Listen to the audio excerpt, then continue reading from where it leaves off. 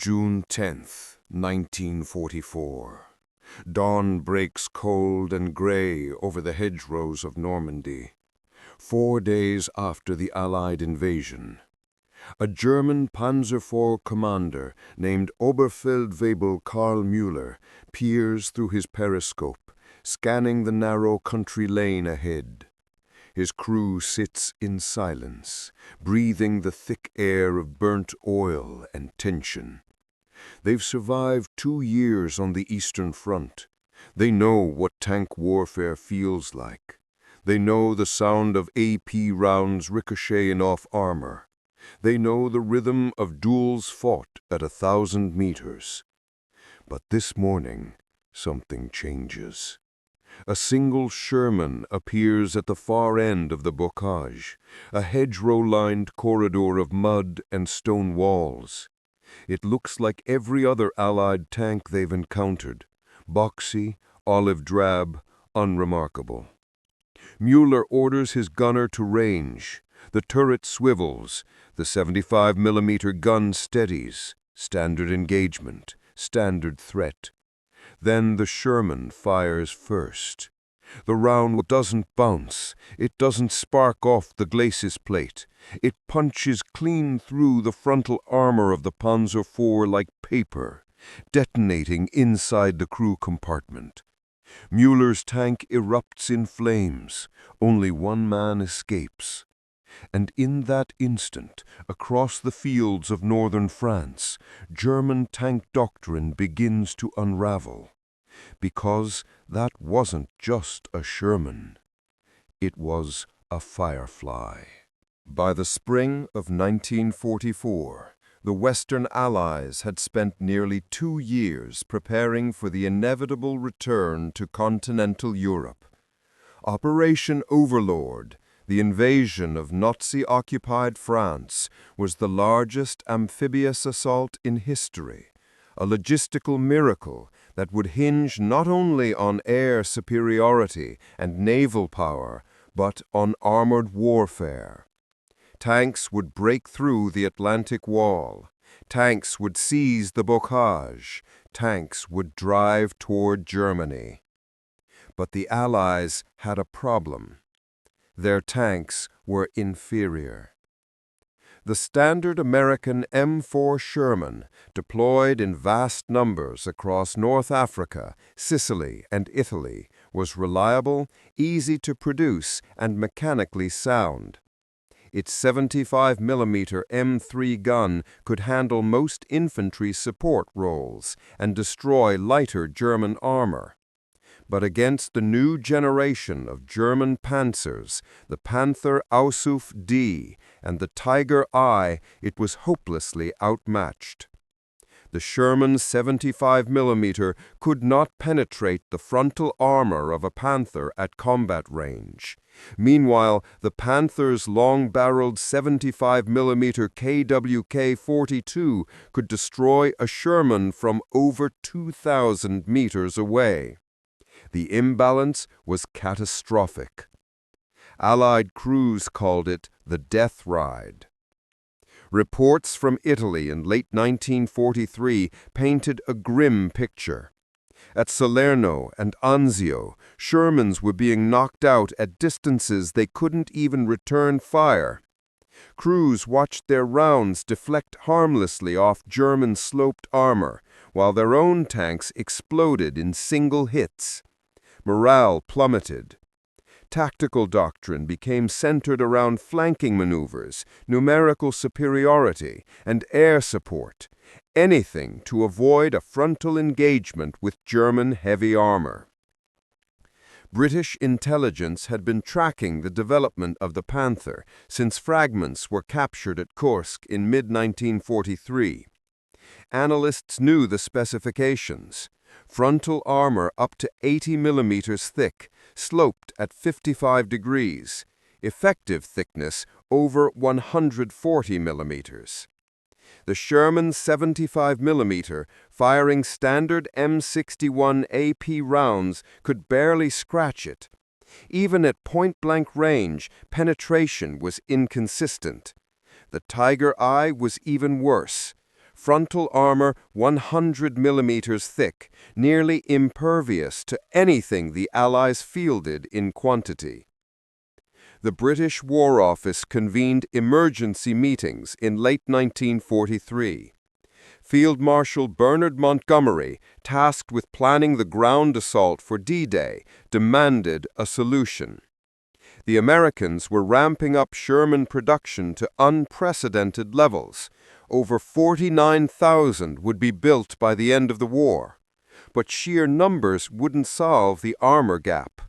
A tank that couldn't kill a Panther was just a mobile coffin, no matter how many you had. Enter the 17-pounder anti-tank gun. Developed by the British in 1942, the Ordnance QF 17-pounder was a monster. It fired a 76.2 millimeter armor-penetrating round at 2,900 feet per second, nearly double the velocity of the Sherman 75 millimeter. In field tests, it could punch through 130 millimeters of armor at 1,000 yards. It could kill a Tiger from the front. It could penetrate a Panther's glacier plate at standard engagement ranges. It was exactly what the Allies needed. But there was a catch. The gun was enormous. Designed as a towed artillery piece, the 17-pounder weighed over a ton and measured nearly 12 feet long. Mounting it inside a tank turret required radical design. The British had tried installing it in their Cromwell cruiser tanks, but the turret ring was too small. The Challenger tank was purpose-built around the 17-pounder, but production was slow and the vehicle unreliable. Time was running out. Then someone had a radical idea. Put it in a Sherman. The concept was born out of desperation. The Sherman was already in mass production. The Americans were shipping thousands to Britain under Lend-Lease. The chassis was proven, the logistics were in place. If the British could somehow fit the 17-pounder into a Sherman turret, they'd have a mass-producible tank killer ready for D-Day. Major George Brighty of the Royal Armored Corps led the conversion effort. His team at the Woolwich Arsenal stripped down a standard Sherman and began measuring. The turret was too small. The gun was too long. The recoil mechanism wouldn't fit. The entire project seemed impossible. But Brighty didn't give up. His engineers cut away internal structure, relocated ammunition storage, redesigned the recoil housing, and installed a modified gun mantlet. They removed the co-driver's position to make room for extra rounds. They welded a counterweight to the rear of the turret to balance the massive barrel. They jerry-rigged, improvised, and brute-forced a solution.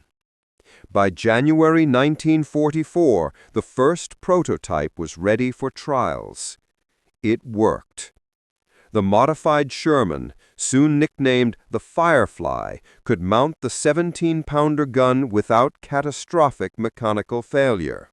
The recoil was manageable. The turret could traverse. The gun could depress and elevate. Most importantly, it could kill German heavy armor at range. Field trials at Lulworth Ranges confirmed it. At 1,000 yards, the Firefly's 17-pounder could penetrate the frontal armor of a Panther. At 500 yards, it could kill a Tiger. For the first time since 1943, the Allies had a tank that could fight German armor on equal terms. Production began immediately. British factories converted standard M4A4 Sherman hulls, supplied by the Americans, into Fireflies at a breakneck pace. By June 1944, over 300 had been completed. They were distributed sparingly. Typically 1 Firefly per troop of 4 Shermans, sometimes 2. The tanks were painted standard olive drab to blend in with regular Shermans. Crews were instructed to avoid drawing attention to the Firefly's distinctive long barrel, because if the Germans realized what they were facing, they'd target the Fireflies first. The German armored forces entering Normandy in June 1944 were among the most experienced tank crews in the world. Many had fought across the endless steppes of Russia, where armored combat had evolved into a brutal science of range, penetration, and first-shot kills. They had faced Soviet T-34s and KV-1s in grinding battles of attrition. They had learned to exploit the superior optics, gun range, and armor of their Panthers and Tigers. They had developed tactics centered on a simple axiom: engage at maximum distance, destroy before the enemy can return fire. Against the Soviets, this doctrine had been effective. Against the British and Americans in North Africa and Italy, it had been devastating. German commanders knew the Allied tanks were inferior. Intelligence reports cataloged the Sherman's weaknesses in exhaustive detail: thin armor, inadequate gun, high profile, tendency to brew up when hit. Panzer crews jokingly called them Ronsons, after the cigarette lighter that lights first time every time. The Germans expected Normandy to follow the same pattern. Superior armor would dominate the battlefield. Panthers and Tigers would anchor defensive positions, interdicting Allied advances from concealed, hull-down positions. Shermans would be forced into costly frontal assaults, where they'd be picked off at leisure. Air superiority might complicate matters, but in the close terrain of the bocage, where air support was less effective, German armor would rule. No one anticipated the Firefly. German intelligence had failed to detect its development. Reports from occupied France mentioned new British tanks arriving in South England, but these were assumed to be variants of existing models, perhaps upgunned Cromwells or experimental prototypes in limited numbers. The conversion of American-supplied Shermans into tank destroyers capable of killing Panthers had gone completely unnoticed. This intelligence failure had consequences. Panzer crews in Normandy operated under pre-war assumptions. When they encountered Sherman formations, they followed standard procedure: identify, range, fire. The 75mm Shermans were predictable. They'd close to within 500 meters, trying to flank or concentrate fire. Panthers could engage them at 1,500 meters or more. Tigers could destroy them at 2,000. The psychological advantage was immense. German crews felt invincible behind their thick armor and powerful guns. The Firefly shattered that illusion in a single engagement. When the first Fireflies entered combat in early June 1944, during the push inland from the Normandy beaches, they were visually indistinguishable from standard Shermans. German gunners, accustomed to prioritizing targets based on threat level, often ignored them in favor of other Allied armor. The longer barrel was difficult to spot at distance, especially in the chaotic confusion of bocage warfare, where hedgerows and tree lines broke sight lines into short, deadly corridors. Firefly crews exploited this camouflage ruthlessly. They held fire during initial exchanges, letting the regular Shermans draw German attention. Then, when the Panther or Tiger revealed its position, the Firefly would fire, often from an unexpected angle, often at a range the Germans thought safe. The psychological impact was immediate. German after-action reports from mid-June 1944 described confusion, frustration, and fear. Panzer commanders reported being knocked out by unknown Allied tanks firing from extreme range.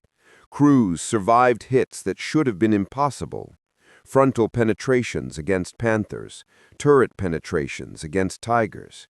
Some believed the Allies had deployed a new heavy tank, perhaps an American counterpart to the Panther. Others thought Soviet-supplied 85mm guns had reached the Western Front. The truth was simpler and more terrifying. The Allies had turned their most common tank into a predator. Field repairs revealed the reality. German recovery crews examining destroyed Panthers found entry holes consistent with high-velocity armor-penetrating rounds, 76mm or larger. Ballistic analysis indicated muzzle velocities far exceeding anything the 75mm Sherman could produce. Interrogations of captured British tank crews confirmed it. The Allies had fielded a new variant, armed with a gun capable of frontally engaging German heavy armor.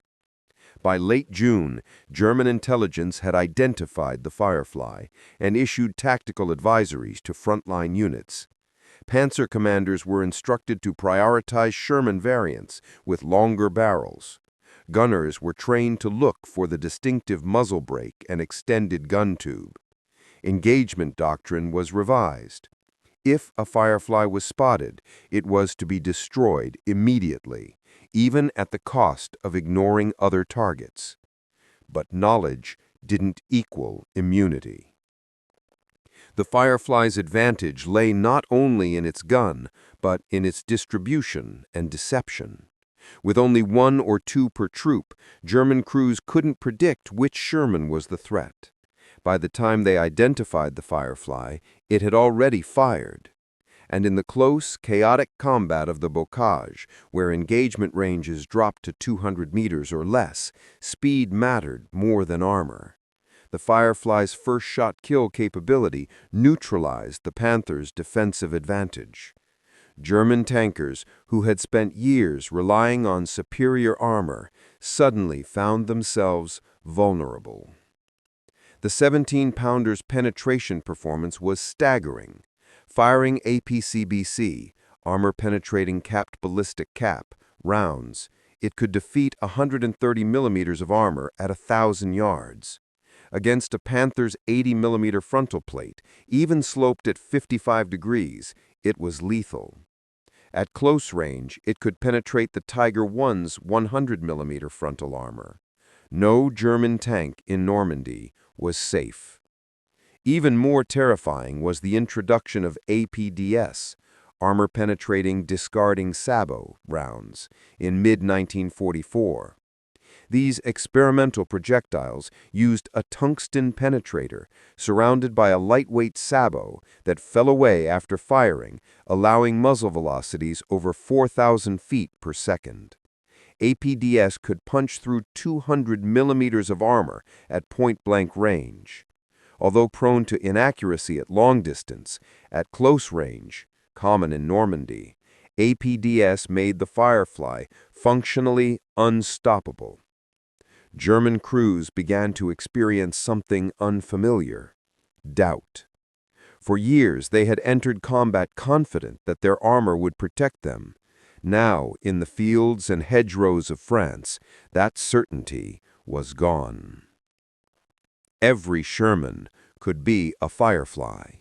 Every engagement could be fatal. The psychological strain was immense, and the killing had only just begun. The experience of a German tank crew facing a Firefly was unlike anything they'd encountered before. Tankers were trained to endure fear, to operate inside steel coffins filled with ammunition and fuel, to trust their armor. The Panther and Tiger had given them that trust, a psychological shield as important as the physical one. But the Firefly broke it. Survivors described the disorientation. One moment, everything followed the script: identify the target, traverse, fire, watch the Sherman explode or retreat. Then, without warning, a catastrophic impact. The entire tank would ring like a bell. Armor plates would buckle inward. The interior would fill with white-hot fragments and smoke. Men would scream. Fire would erupt. Oberleutnant Fritz Lankane, a Panther commander with the 12th SS Panzer Division, survived a Firefly engagement near Caen in late June 1944. His after-action report preserved in British archives described the moment. "We fired twice, both hits. One Sherman burned. Then our tank was struck. I heard no incoming round. There was only light, heat, and noise. My gunner was killed instantly. The loader lost both legs. I escaped through the turret hatch. I do not know what hit us."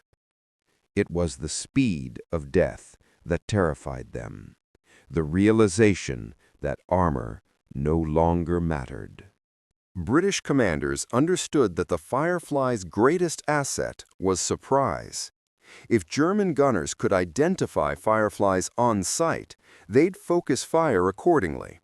So the British went to extraordinary lengths to disguise them.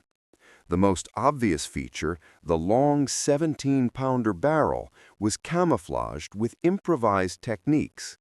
Crews painted the barrel in disruptive patterns or wrapped it in Hessian cloth to break up its silhouette.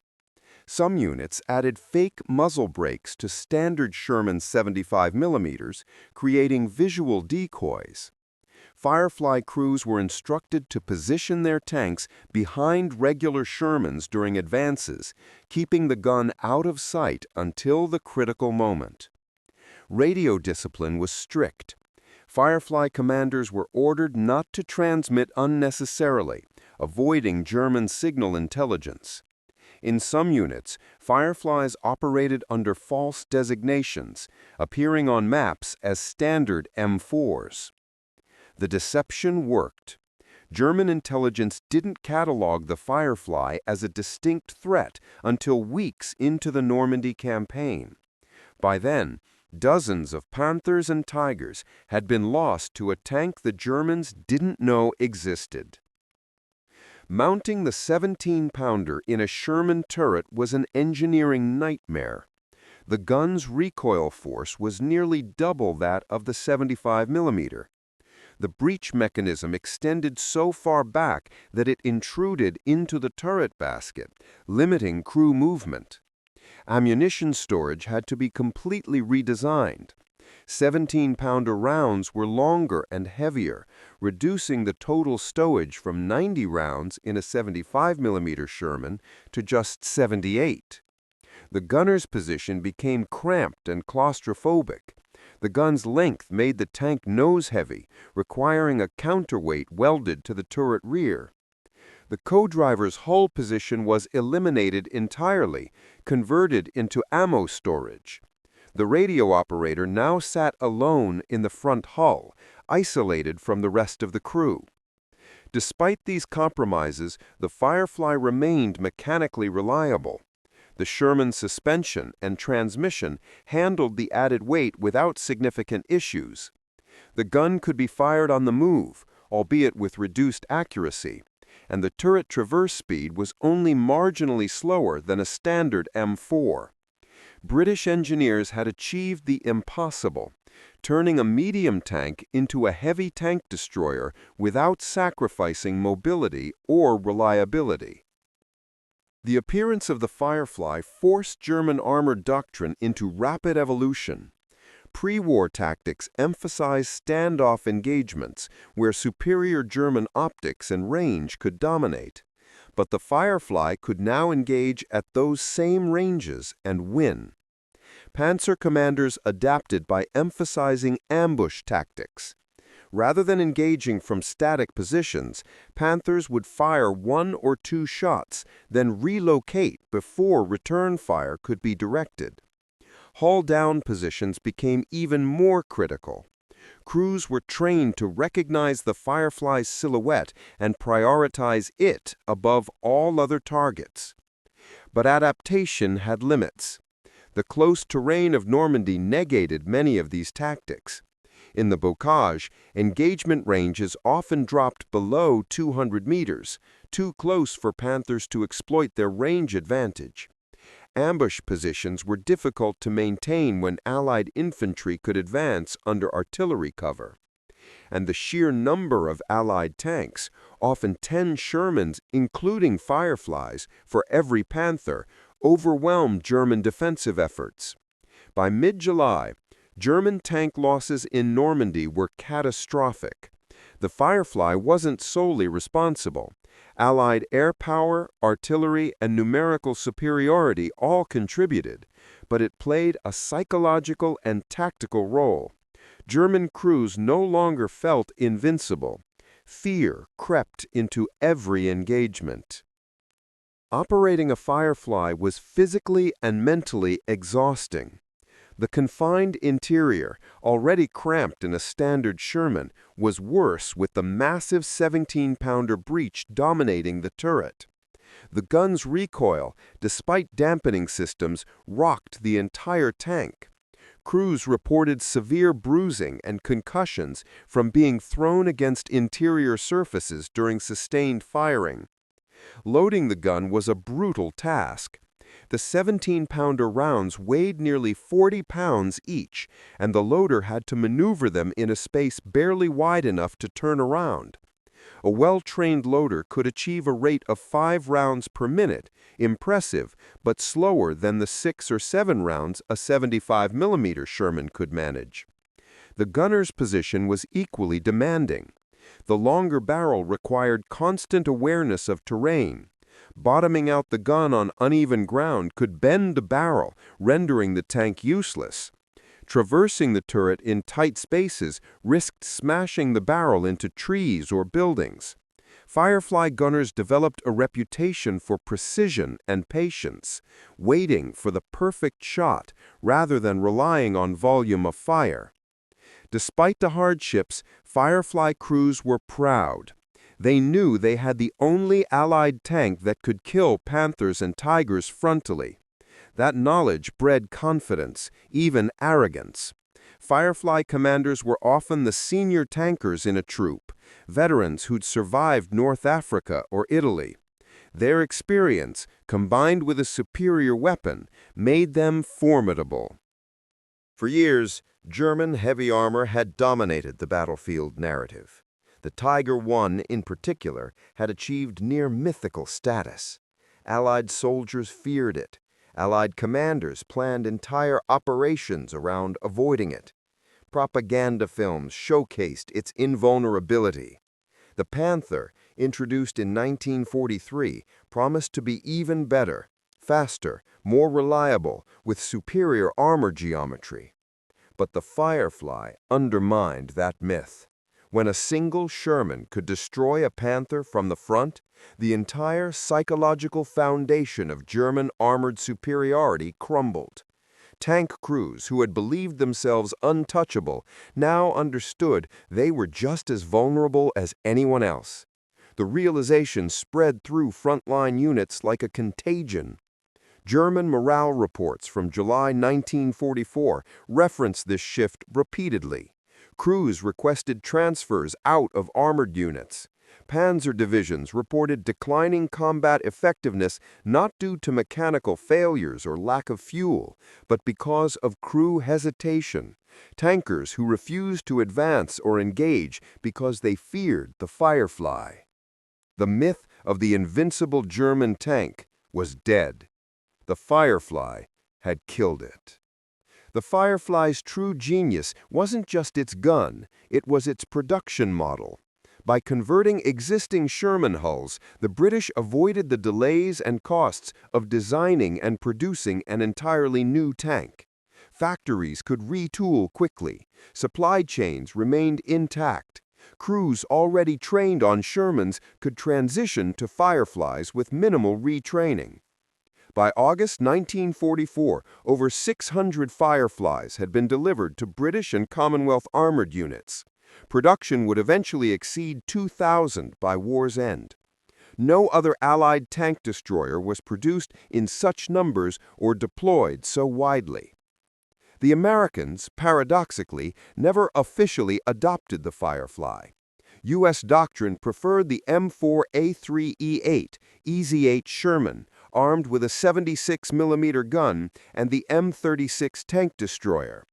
The 76mm gun was effective against most German armor at moderate range, and American planners believed that air superiority and artillery could compensate for any remaining armor gap. But British and Commonwealth crews knew better. They had faced Panthers and Tigers in North Africa and Italy. They understood the value of a gun that could kill heavy armor reliably and at range. The Firefly wasn't just a tank, it was a lifeline. July 18, 1944, Operation Goodwood. The British Second Army launches one of the largest armored offensives of the war, a massed tank assault aimed at breaking through German defenses south of Caen. Over 750 tanks surge forward across open terrain, including dozens of Fireflies embedded within Sherman squadrons. The objective: shatter the German line, seize the Borgabus Ridge, and open the road to Falaise. Waiting for them are elements of the 1st SS Panzer Corps, including the 12th SS Panzer Division Hitlerjugend and the 21st Panzer Division. Entrenched on the ridge are over 70 Panthers, Tigers, and assault guns, supported by 88mm anti-tank guns and extensive minefields. The Germans have perfect sight lines over the flat, open approach. It's a killing ground. The British tanks advance at dawn. The initial bombardment, over 2,000 Allied aircraft and massed artillery, has stunned the German defenders but not destroyed them. As the Shermans cross the Orne River and push into the open fields, German gunners recover and open fire. Panthers begin knocking out British tanks at extreme range, 1,800 meters, 2,000 meters. Standard Shermans explode before they can even identify targets. The advance slows, radio nets fill with distress calls. Smoke blankets the battlefield. It looks like a massacre. Then the Fireflies engage. Sergeant William Bill McCormick, commanding a Firefly in the 3rd Royal Tank Regiment, spots a Panther hull down behind a farmhouse at 1,400 meters. The Panther has already destroyed 2 Shermans. McCormick's gunner, Trooper James Hawkins, ranges carefully. The 17-pounder fires. The round strikes the Panther's turret front, penetrating and detonating the ammunition. The turret is blown 15 feet into the air. Across the battlefield, other Fireflies begin scoring kills. A Tiger I, previously immune to British fire, takes a 17-pounder round through the frontal plate. The crew bails out. A second Panther, attempting to reposition, is caught broadside by a Firefly firing APDS rounds. The sabot penetrates both sides of the tank, killing the crew instantly. The Germans, expecting easy kills against British armor, suddenly find themselves under accurate, lethal return fire at ranges they thought safe. Panzer commanders issue frantic warnings over radio networks. Achtung! Long-barrel Shermans! Prioritize them! But in the chaos and smoke of battle, identification is almost impossible. Every Sherman could be a Firefly. Every engagement is potentially fatal. By midday, German defensive cohesion begins to fracture. Panthers withdraw from forward positions, unwilling to risk exposure. Anti-tank guns, effective against standard Shermans, are prioritized for destruction by British artillery, leaving the heavy armor to face the Fireflies alone. The psychological advantage has shifted. But Operation Goodwood is not a clean victory. German defenses, though shaken, hold. British losses are staggering. Over 300 tanks destroyed or disabled. The advance stalls short of its objectives. Montgomery's plan to break out into open country fails.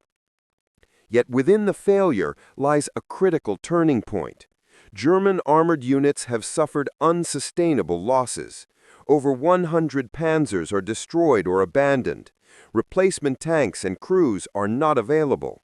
The 12th SS Panzer Division, once considered elite, is reduced to combat ineffectiveness, and German tank crews, for the first time in the war, are retreating not because of fuel shortages or mechanical failures, but because they fear Allied armor. The Firefly has rewritten the rules. Operation Totalize. Canadian and Polish armored forces launch a night assault toward Falaise, aiming to trap retreating German forces in a massive pocket. Among the attacking units are squadrons of Canadian Sherman Fireflies, integrated into mixed tank troops alongside standard M4s and infantry support vehicles. The approach is innovative. Armored columns advance under darkness, guided by radio beacons and artificial moonlight. Searchlights bounced off low clouds to illuminate the battlefield without exposing attacking forces. German defenders, disoriented and under constant artillery fire, struggled to organize effective resistance. As dawn breaks, Canadian Fireflies encounter elements of the 12th SS Panzer Division attempting a counterattack. A troop of 4 Panthers emerges from a tree line near Sintu, positioning themselves to interdict the Canadian advance. The engagement range is just under 1,000 meters, close enough for the Fireflies to be devastatingly effective. Lieutenant John Gorman, commanding a Firefly in the South Alberta Regiment, spots the Panthers immediately. His gunner, Colonel Andrew Reed, fires without hesitation. The first round strikes the lead Panther in the turret ring, jamming the turret and igniting internal ammunition. The second Panther, attempting to reverse into cover, is hit by another Firefly in Gorman's troop. The round penetrates the rear armor, thinner than the frontal plate, and the tank explodes. The remaining 2 Panthers fire back, but their rounds miss in the confusion and smoke. Canadian infantry, advancing alongside the tanks, begin engaging with anti-tank weapons. 1 Panther is immobilized by a Piat round to the tracks. The final Panther attempts to flee, exposing its side armor. A third Firefly, commanded by Sergeant Robert McNeil, fires a single APDS round. The penetrator punches through the side armor and ignites the fuel tanks. The Panther burns. 4 Panthers destroyed in less than 3 minutes. No Canadian losses. This engagement, repeated dozens of times across the Falaise battlefield, exemplifies the Firefly's tactical dominance. German heavy armor, once the backbone of defensive operations, no longer can anchor positions against Allied advances. Every Firefly represents a credible threat to the most powerful tanks in the Wehrmacht. And with British, Canadian, and Polish forces deploying hundreds of Fireflies by mid-August, German armored units face impossible odds. The psychological collapse accelerates. German tankers, already exhausted and outnumbered, lose faith in their equipment. Reports from captured crews describe pervasive fear of the long-barrel Shermans. Some crews abandon undamaged Panthers rather than risk engagement. Others refuse to advance, citing mechanical problems that post-battle inspections prove fictitious. By August 20th, the Falaise pocket closes. Over 50,000 German soldiers are captured. Hundreds of tanks, guns, and vehicles are destroyed or abandoned. Among the wrecked armor are dozens of Panthers and Tigers, many destroyed by Fireflies, their frontal plates punched through by 17-pounder rounds. The battle for Normandy is effectively over, and the Firefly has played a defining role. The destruction of German armored forces in Normandy had cascading effects across the Western Front. By September 1944, the Wehrmacht had lost over 1,500 tanks and assault guns in France, including hundreds of irreplaceable Panthers and Tigers. Production could not keep pace. Replacement crews, hastily trained and inexperienced, lacked the skill and confidence of the veterans who had died in the Bocage and at Falaise. German armored doctrine, built on the foundation of technological and tactical superiority, had been fundamentally undermined. The Panther and Tiger were still formidable weapons, but they were no longer invincible. And that psychological shift changed the character of the war. Allied armored units, emboldened by the Firefly's success, adopted more aggressive tactics. British and Canadian commanders, previously cautious about engaging German heavy armor, now sought out Panther and Tiger units, confident that Fireflies could handle them. American tank crews, though still relying primarily on 75 and 76 mm Shermans, coordinated closely with British units to ensure Firefly support during operations. The impact on German morale was profound. Captured documents and prisoner interrogations reveal a pervasive sense of fatalism among Panzer crews by late 1944. One report from a Tiger commander captured near Arnhem in September states, "We were told our armor was invincible. We were told no Allied tank could kill us frontally. Both were lies. The British have a tank that can destroy us at any range. I watched 3 Tigers burn in one afternoon, all hit from the front. What is the point of fighting when your strongest weapon is useless?" This sentiment echoed across German armored units. Requests for transfers out of tank units spiked.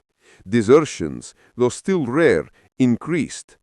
Combat effectiveness declined, not because of mechanical failures or fuel shortages, but because crews hesitated, retreated prematurely, or refused to engage. The Firefly had achieved something no amount of Allied air power or artillery could. It had broken the spirit of the Panzer divisions. Meanwhile, Firefly crews became legends within Allied ranks. Stories of single Fireflies destroying multiple Panthers circulated through barracks and mess halls. Crews were awarded decorations, promoted, and celebrated in unit newspapers. The Firefly itself was lionized in British propaganda, proof that British engineering and ingenuity could match or exceed German technical prowess. But the Firefly was not without flaws. The 17-pounder's ammunition was in constant short supply. British factories struggled to produce enough rounds to meet demand. Firefly crews often entered battle with reduced loadouts, forced to conserve ammunition and take only high-percentage shots. The gun's length made maneuvering in urban environments and dense forests hazardous. Several Fireflies were disabled when their barrels struck buildings or trees, bending the tube and rendering the gun inoperable. The tank's profile, though camouflaged, was still identifiable to experienced German gunners. As the war progressed and German crews learned to recognize Fireflies, they were targeted preferentially. Firefly losses, though lower than standard Shermans in absolute terms, were disproportionately high relative to their numbers. Crews knew they were priority targets and operated accordingly, never advancing first, always seeking cover, always firing from concealment. Despite these challenges, the Firefly remained the Allies' most effective tank destroyer in the European theater. From Normandy to the Rhine, Firefly spearheaded British and Canadian armored operations, engaging and destroying German heavy armor with consistent success. Statistical analysis from post-war archives confirms this. Fireflies accounted for roughly 50% of all Allied tank versus tank kills of Panthers and Tigers, despite representing less than 20% of total Allied tank strength. The kill-to-loss ratio was approximately 3.5 to 1, meaning for every Firefly destroyed, over 3 German tanks were knocked out. No other Allied tank came close to this performance. As the Western Allies advanced across France, Belgium, and into the Netherlands in autumn 1944, the Firefly's reputation only grew. During Operation Market Garden, the ill-fated airborne assault on Arnhem, Fireflies provided critical fire support for British armored columns attempting to reach the surrounded paratroopers. Though the operation failed, Fireflies destroyed multiple Tigers and Panthers attempting to block the advance along Hell's Highway. In the brutal winter fighting of late 1944 and early 1945, Fireflies continued to prove their worth.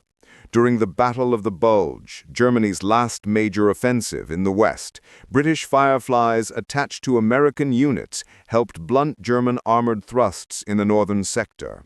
At the Battle of Calais, a mixed British and American force, including Fireflies, destroyed elements of the 2nd Panzer Division, effectively ending the German offensive's momentum. By early 1945, German armored strength was a shadow of its former self. Fuel shortages, lack of spare parts, and chronic crew shortages meant that even operational Panthers and Tigers were often parked, unable to move. The few armored units still capable of offensive action were systematically destroyed by Allied air power, artillery, and Firefly-equipped tank units. The final vindication of the Firefly came during the crossing of the Rhine in March 1945. British and Canadian forces, spearheaded by Sherman Firefly troops, smashed through German defenses on the eastern bank, engaging and destroying the remnants of German armored reserves. In one engagement near Ries, a single Firefly troop destroyed 4 King Tigers, Germany's heaviest and most advanced tank, in rapid succession, exploiting weak side armor as the massive vehicles attempted to maneuver in confined streets. The King Tiger, armed with the dreaded 88mm KWK-43 gun and protected by armor up to 180mm thick, was supposed to be immune to Allied tank fire. Yet the Firefly's 17-pounder, firing APDS at close range, could penetrate even this behemoth. The myth of German invincibility, already shattered by the Panthers' failures in Normandy, was buried forever. Post-war analysis by Allied and German military historians consistently identified the Firefly as one of the decisive weapons of the Western Front. General de Panzertruppen Hasso von Manteuffel, commander of the 5th Panzer Army, stated in a 1947 interview, "The introduction of the Firefly was a turning point. Before Normandy, our crews trusted their armor absolutely. After encountering the Firefly, that trust was gone. A tank crew that does not believe in its armor is already defeated." American General Omar Bradley, though initially skeptical of the Firefly's necessity, believing American 76mm Shermans and M36 tank destroyers were sufficient, later acknowledged its impact. "The British Firefly gave their armored units a psychological edge we lacked. Their crews knew they could kill any German tank they encountered. That confidence translated into aggressive, effective tactics." Yet, despite its success, the Firefly was never adopted by the U.S. Army. American doctrine, focused on mobility, combined arms, and numerical superiority, viewed tank destroyers and air support as the primary counters to German armor. The 76mm Sherman, while inferior to the Firefly, was deemed good enough. This decision had consequences.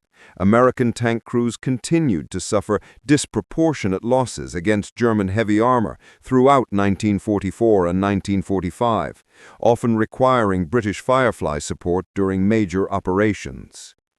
The Firefly's legacy extended beyond World War II.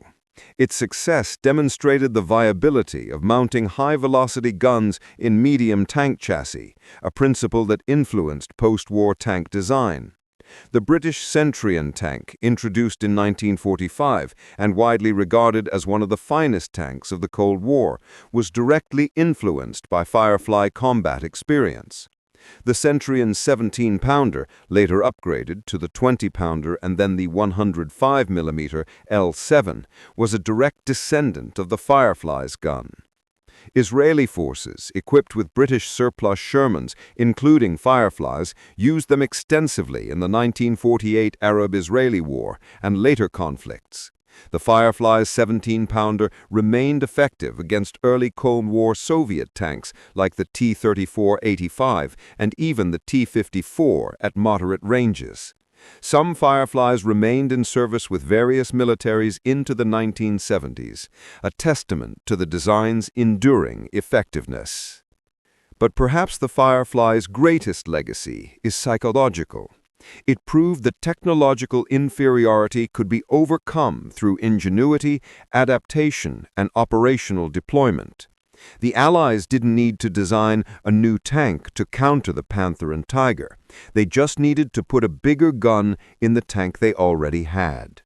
That pragmatic, results-oriented approach defined Allied industrial and military strategy throughout the war. And for the German tank crews who encountered their first Firefly in June 1944, the realization came too late. The armor they trusted, the doctrine they believed in, the superiority they had taken for granted, all of it meant nothing against a 17-pound round traveling at 3,000 feet per second. In that moment, in the smoke and fire of Normandy's hedgerows, they understood. The war had changed, and they were on the wrong side of it. And so the Firefly's legacy burned brighter than its name, a symbol of ingenuity, courage, and the end of the Panzer's reign. History remembers not the biggest gun or the thickest armor, but the tank that changed the war.